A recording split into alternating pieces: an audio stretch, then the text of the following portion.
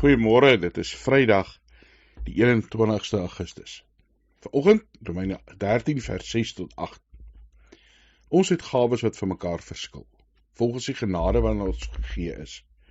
As dit die gawe van profesie is, beoefen dit dan in ooreenstemming met die geloof. As dit is om ander te dien, gebruik dit dan vir dienswerk. Wie onderrig kan gee, moet onderrig. Wie kan bemoedig, moet bemoediging gee. Wie mededeelsaam kan wees, moet dit met opregtheid doen. Wie leiding kan gee, moet dit met toewyding doen. Wie barmhartigheid kan betoon, moet dit met blydskap doen.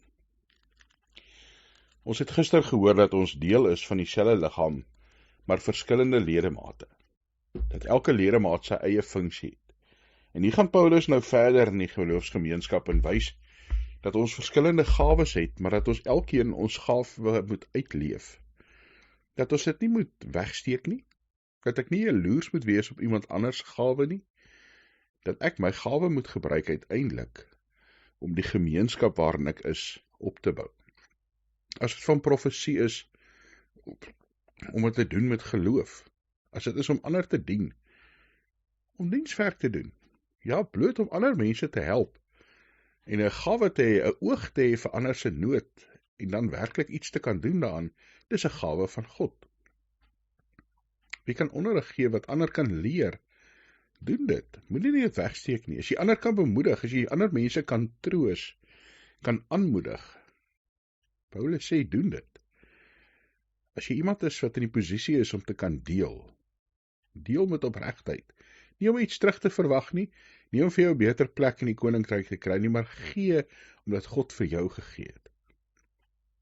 As jy kan lei, doen dit met toewyding. Wie barmhartigheid kan betoon, doen dit met blydskap. Ons moet ons gawes, dit wat God ons voorroep, doen, tot eer van hom, tot opbou van die gemeenskap van die liggaam waarin ons deel het. Here, dankie dat U vir ons elkeen roep, dat U ons toerus, dat U vir ons gebruik in U koninkryk.